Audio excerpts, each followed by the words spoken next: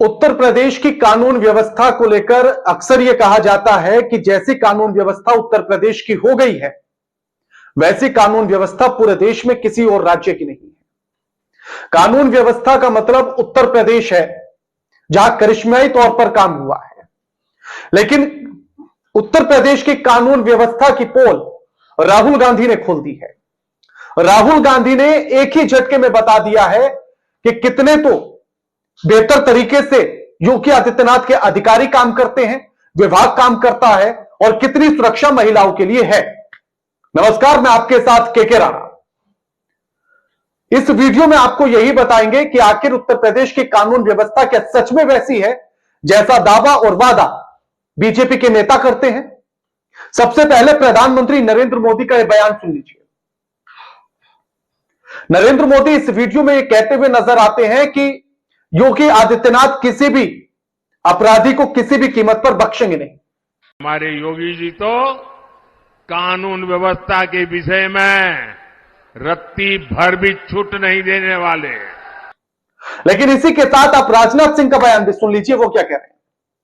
मैं यहां के अपने माननीय मुख्यमंत्री जी के बारे में कहना चाहता हूं। बहनों भाइयों, उत्तर प्रदेश में हमारे मुख्यमंत्री हमारी योगी आदित्यनाथ जी ने करिश्माई काम किया है, जिसकी मैं कल्पना नहीं कर सकता।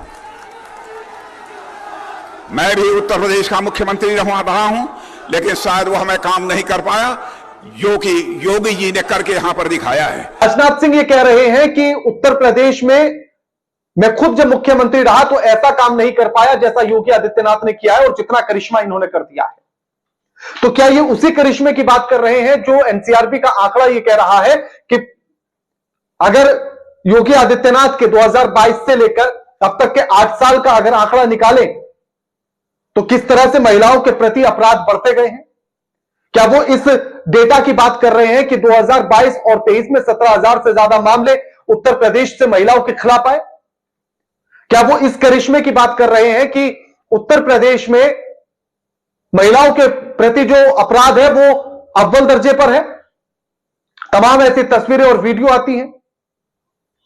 अब आगे भी सुन लीजिए उन्होंने क्या कहा।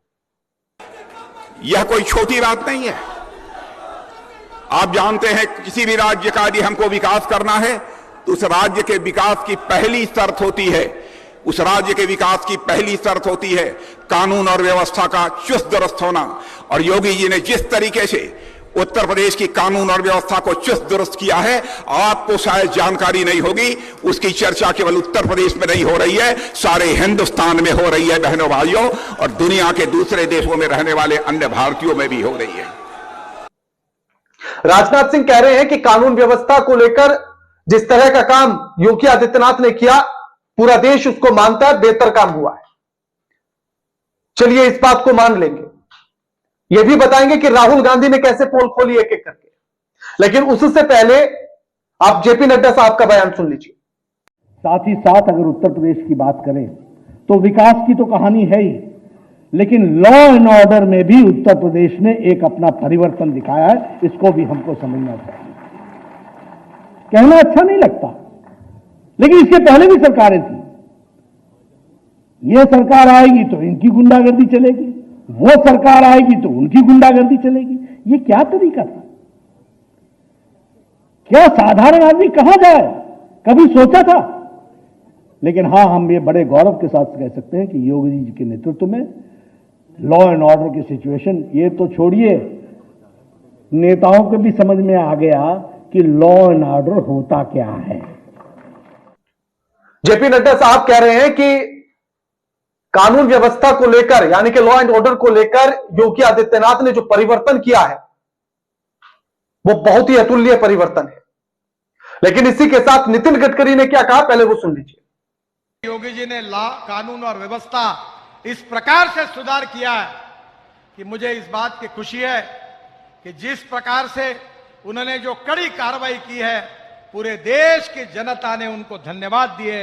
इतना अच्छा काम उन्होंने किया है, मैं उनका हृदय से अभिनंदन करता हूं। नितिन गडकरी कह रहे हैं कि कानून व्यवस्था को लेकर योगी आदित्यनाथ ने जो काम किया है, पूरा देश उसकी सराहना कर रहा है। तो क्या सच में इन नेताओं ने जो बातें की हैं, क्या सच में उत्तर प्रदेश की कानून व्यवस्था उतनी बेहतर हो गई है?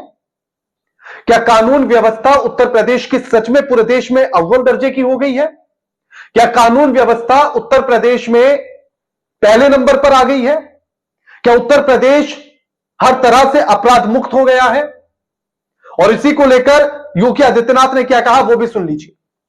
उतना ही संवेदनशील है, क्योंकि एक संवेदनशील प्रशासन ही जनविश्वास का प्रतीक बन सकता है। संवेदनहीन व्यवस्था,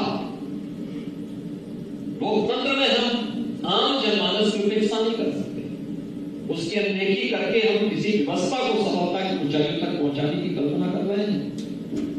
लेकिन राह चलते हुए किसी बेटी के साथ अगर किसी ने छेड़छाड़ करके उसकी सुरक्षा में सेंध लगाने का कार्य करे क्या, तो अगले चौराहे पर उस सोहदे का इंतजार यमराज कर रहा होगा।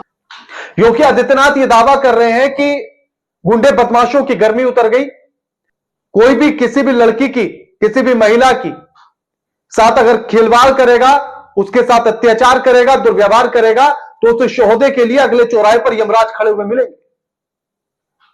तो इसी के साथ क्या ये बात सच है कि योगी आदित्यनाथ जो कह रहे हैं वो बात सच है? तो फिर ऐसे में पिछले साल का आईआईटी बीएचयू का एक मामला याद आ जाता है, जब एक छात्रा के साथ गैंगरेप होता है। जब आरोपियों की पहचान होती है तो पता लगता है कि वो बीजेपी की आईटी सेल के हैं, लेकिन पुलिस के हाथ उनके गिरबान तक नहीं पहुंच पाते। तो उनके लिए क्या यमराज नहीं थे? क्या अगले चौराहे पर उनके लिए यमराज नहीं खड़े थे कि उनके गिरफ्तारी में एक लंबा समय लगा? और जब वो गिरफ्तार हो जाते हैं तो कुछ ही महीनों में छूट कर आ जाते हैं उनमें से 2 आरोपी। सबसे मजे की बात यह है, तो क्या उनके लिए यमराज ने रास्ता बदल लिया था? चौराहे पर तो खड़े थे, लेकिन यमराज ने उन्हें देखकर रास्ता बदल लिया कि अरे नहीं नहीं, ये तो बीजेपी वाले हैं, इनके लिए थोड़ी खड़े हैं हम बाकियों के लिए। लेकिन इसी के साथ जो राहुल गांधी ने किया उसको लेकर तो आप हैरान हो जाएंगे कि कानून व्यवस्था किस तरह की है। अब आप ये देखिए सबसे पहले कि रायबरेली की डीएम साहब क्या कह रही हैं, हर्षिता माथुर। दिशा की बैठक निर्धारित की गई है और उसके अनुसार जो विगत दिशा की बैठक थी उसके संबंध में जो कार्यवृत्त है उसमें जो निर्देश मिले थे उनकी सभी की कार्यवृत्त के अनुसार जो है पुष्टि करवा ली गई है और साथ ही जो जिसमें कार्य नहीं हुआ है उसके संबंध में निर्देशित भी कर दिया गया है। समस्त विभागों को निर्देशित किया गया है कि पूर्व जितने भी डायरेक्शंस हैं उनको पूरा करा लिया जाएगा और नया जो अब आगे आने वाली हमारी दिशा की बैठक होने वाली उसके संबंध में सभी विभागों का संपूर्ण कार्य विवरण तैयार करके उसको अद्यतन करके उसकी सारी तैयारी करा ली गई। राहुल गांधी रायबरेली पहुंचे, वहां उन्हें एक मीटिंग करनी थी और जिसको लेकर हर्षिता माथुर ने यह कहा कि मीटिंग को लेकर हमने पूरी तैयारी कर ली है। जब मीटिंग हुई तो राहुल गांधी के एक तरफ बैठे हुए नजर आते हैं अमेठी के सांसद केसी शर्मा और दूसरी तरफ उनके बैठे हुए नजर आते हैं दिनेश प्रताप जो कि मंत्री भी हैं। पहले ये कांग्रेस में ही थे, 2019 में जो है अमित शाह की मौजूदगी में बीजेपी में ज्वाइन हो जाते हैं, जबकि गांधी परिवार के बड़ी करीबी कही गए थे। बताए जाते थे कि राहुल मतलब गांधी परिवार के जो है दिनेश प्रताप सिंह बड़े करीबी हैं। अब ऐसे में जब दोनों अगल बगल बैठे हैं तो एक दूसरे की बात भी नहीं हो रही है। पूरी मीटिंग में कोई बात एक दूसरे से नहीं की। बीजेपी ज्वाइन कर ली, उसके बाद अब चलो मंत्री हैं, लेकिन अब असल मुद्दे पर आते हैं। अब यहां सबसे बड़ी बात यह कि जब राहुल गांधी महिलाओं की सुरक्षा को लेकर रायबरेली के डीएम से बातचीत करते हैं और उनसे पूछते हैं कि आखिर किस तरह की व्यवस्था है, तो डीएम साहिबा लंबे लंबे बखान करती हैं। जैसे इन सभी नेताओं ने बखान किया कानून व्यवस्था का, वैसा ही बखान करती है और बताती है कि उत्तर प्रदेश में तो महिलाओं के लिए व्यवस्था एकदम चुस्त और दुरुस्त है, कहीं भी किसी भी तरह की कोताही नहीं बरती जाती। हर वक्त जो है एकदम मुस्तैद रहता है पूरा विभाग। तो राहुल गांधी तभी अपना मोबाइल फोन निकालते हैं, 180 नंबर डायल करते हैं, महिला हेल्पलाइन नंबर, उस पर कॉल किया जाता है, पूरी रिंग चली जाती है, लेकिन उसके बाद भी फोन रिसीव नहीं होता। तब राहुल गांधी पूछते हैं डीएम साहिबा से कि यह है कानून व्यवस्था, यह है महिलाओं की सुरक्षा में तत्परता। इसी को लेकर ट्विटर पर एक स्वतंत्र पत्रकार हैं जैकी, उन्होंने क्या लिखा है वो आपको बताते हैं। उसी को लेकर जैकी लिखते हैं कि कल राहुल गांधी के सामने रायबरेली के डीएम अर्चिता माथुर अपना सा मुंह लेकर रह गई। दरअसल कल राहुल गांधी अपने संसदीय क्षेत्र रायबरेली के दौरे पर थे। इस दौरान एक मीटिंग में महिला सुरक्षा को लेकर डीएम अर्चिता माथुर जमकर तारीफ कर रही थी। तभी राहुल गांधी ने अपना फोन निकाला, डायल कर दिया 180 नंबर। फिर क्या था, पूरी रिंग जाने के बाद भी राहुल गांधी का फोन नहीं उठा तो राहुल गांधी ने डीएम हर्षिता माथुर से कहा, मेरा ही फोन नहीं उठ रहा है तो कैसी सुरक्षा है आपकी। ऐसे ही रियलिटी चेक सभी नेताओं को करना चाहिए। और इसी के साथ फिर ममता त्रिपाठी, ये भी पत्रकार हैं, बड़े बड़े संस्थानों में रही, इन्होंने लिखा कि राहुल गांधी आज रायबरेली में थे। इस दौरान दिशा मीटिंग में डीएम हर्षिता माथुर ने महिला सुरक्षा का बखान किया। फिर क्या था, राहुल गांधी ने डायल कर दिया 181 नंबर। फिर किसी ने कॉल रिसीव नहीं किया। इस पर राहुल गांधी ने डीएम से पूछा, मेरा फोन नहीं उठ रहा, यह सुरक्षा है आपकी, इस पर ध्यान दीजिए, महिलाओं की स्थिति बहुत खराब है प्रदेश में। लेकिन यहां सबसे बड़ी बात यह है कि अब ये जो तस्वीर आपको हम दिखा रहे हैं, जिसमें एक तरफ अमेठी के सांसद हैं और दूसरी तरफ राज्य मंत्री हैं स्वतंत्र प्रभार दिनेश प्रताप, जो बीजेपी के हैं। अब सोचिए, क्या इन्होंने इस बात पर गौर किया होगा कि जो बखान इनके बड़े बड़े नेताओं ने किया, प्रधानमंत्री नरेंद्र मोदी, राजनाथ सिंह, जेपी नड्डा और नितिन गडकरी और भी तमाम नेताओं ने बखान किए, क्या उसकी असलियत दिनेश प्रताप अपने नेताओं को जाकर बताएंगे कि फोन नहीं उठता है। ये कुछ स्क्रीनशॉट देखिएगा। 1-1.5 साल पहले मैंने भी एक महिला की सुरक्षा को लेकर ट्वीट किया था, लेकिन कोई रिस्पॉन्ड नहीं था पुलिस का। 1090 पर कॉल किया, कोई फोन नहीं उठा। वेबसाइट पर जाकर फोन नंबर निकाला तो कुछ फोन तो लगे ही नहीं, कुछ रिसीव नहीं हुए। ये तो मैं खुद अपनी बता रहा हूं। और वही जब राहुल गांधी ने किया तो उनके साथ भी सेम हुआ। तो आप सोचिए कि अगर राहुल गांधी ने यही पूछा कि अगर मेरा फोन नहीं उठ रहा है तो आम जनता के फोन पर कितना ध्यान दिया जाता होगा।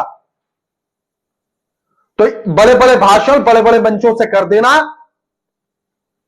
यह हो सकती है नॉर्मल बातें, बड़े आसान होते हैं बड़े बड़े भाषण देना बड़े बड़े मंचों से, लेकिन जमीनी हकीकत क्या है उसको समझना जरूरी है। उत्तर प्रदेश की कानून व्यवस्था की जमीनी हकीकत यही है, जहां नेता तो बड़ी बड़ी बातें कर देते हैं लेकिन हकीकत में कुछ वहां होता नहीं है। अब उत्तर प्रदेश में कानून व्यवस्था कितनी बेहतर है वो आप इसी बात से समझ लीजिए। अभिमन्यु सिंह जर्नलिस्ट है, इन्होंने आज 7 नवंबर 2024 को ये पोस्ट की और भारत समाचार ने इस खबर को चलाया है, जिसमें पीड़िता की बाइट भी है, यानी कि पीड़िता ने क्या कुछ कहा है वो भी है। और इसमें वो लिखते हैं कि पीड़ित युवती ने अमरिया थाने में एक युवक के खिलाफ दुष्कर्म की शिकायत की। थाने में एफआईआर दर्ज न होने की दशा में जहर खाकर थाने पहुंच गई। पुलिस ने अस्पताल में भर्ती कराया। लड़की ने थाना प्रभारी पर युवक से 10 लाख रुपए लेकर मामले को दबाने का आरोप लगाया। पीलीभीत की खबर है, जहां एसएचओ पर यह आरोप दुष्कर्म की पीड़िता ने यह लगाया कि उन्होंने आरोपी युवक से 10 लाख रुपए ले लिए हैं। और वो अपनी इस बाइट में यह भी बता रही है कि 1.5 लाख रुपए तो वो भी देने के लिए तैयार थी कि 1.5 लाख ले लीजिए लेकिन कार्रवाई तो कीजिए। लेकिन एसएचओ ने 10 लाख ले लिए और उस पर कार्रवाई नहीं की, कहा कि मामला खत्म कर दीजिए, चाहे जैसा कीजिए। अब कितनी मजबूत स्थिति है उत्तर प्रदेश में कानून व्यवस्था की, वो आप इस बात से समझ सकते हैं।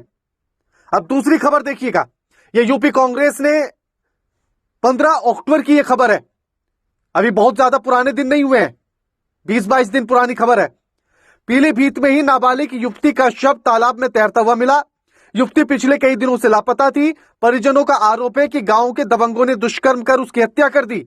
आए दिन ऐसी खबरें बीजेपी सरकार की महिला सुरक्षा के झूठे दावों की पोल खोलती हैं, लेकिन मुख्यमंत्री और उनकी सरकार के सभी नुमाइंदे रोज महिला सुरक्षा के नए नए दावे पेश करते रहते हैं। इस प्रदेश में न महिलाएं सुरक्षित है और न ही बेशर्मों को शर्म आती है। अगर महिलाओं को सुरक्षित करना है तो इस निर्लज सरकार को हटाना ही एकमात्र विकल्प है। भारत सरकार न्यूज चैनल पर यह खबर चली है। घर से गायब छात्रा के परिजनों ने दर्ज कराया केस। सुलगड़ी थाने का यह मामला है पीलीभीत के। और पहली खबर भी पीलीभीत की थी। अगर हर दिन आप इस तरह की खबरें उत्तर प्रदेश की निकालेंगे तो हर दिन सैकड़ों खबरें आपको मिल जाएंगी जो महिलाओं की सुरक्षा पर सेंध लगाने की खबरें होंगी, उन पर अत्याचार, दुष्कर्म, छेड़छाड़ की खबरें होंगी। अब इसके बाद आप ही बताइए कि कैसे आप इस बात को मानेंगे कि उत्तर प्रदेश में कानून व्यवस्था है, कानून का राज है। आप अभी अपना फोन उठाइए और 180 181 नंबर आप डायल कीजिए। आप चेक कीजिए कि क्या आपका फोन उठता है महिला सुरक्षा हेल्पलाइन पर, और फिर आप तय कीजिए कि कानून व्यवस्था कैसी है। और कमेंट करके हमें भी जरूर बताइएगा कि क्या आपका फोन रिसीव हुआ या नहीं हुआ, क्या सच में महिला हेल्पलाइन नंबर एक्टिव है या नहीं है, क्या पुलिस तत्पर है या नहीं है। आपके आसपास भी अगर किसी को समस्या हो तो आप कॉल कीजिए 181 नंबर पर और देखिए कि क्या सच में तत्परता है या नहीं है, आपका फोन उठता है या नहीं उठता है। और उठता है या नहीं उठता है हमें कमेंट करके जरूर बताइए। उत्तर प्रदेश की कानून व्यवस्था को लेकर आप क्या सोचते हैं जरूर बताइए। वीडियो को शेयर कीजिए ताकि ये सच्चाई सबको पता लगे, सरकार तक पहुंचे, सरकार को भी पता लगे कि 181 नंबर पर कॉल करने के बाद फोन नहीं उठता है। इसलिए वीडियो को शेयर करना जरूरी है और चैनल को सब्सक्राइब करना मत भूलिएगा। और साथ ही यह कि जैसा रियलिटी चेक राहुल गांधी ने किया, सच में ऐसा सभी नेताओं को करना चाहिए ताकि हकीकत पता लग सके, दूध का दूध और पानी का पानी हो सके। ये जो लंबे लंबे भाषण है इनकी सच्चाई पता लग सके। चैनल को सब्सक्राइब करना मत भूलिएगा। नमस्कार।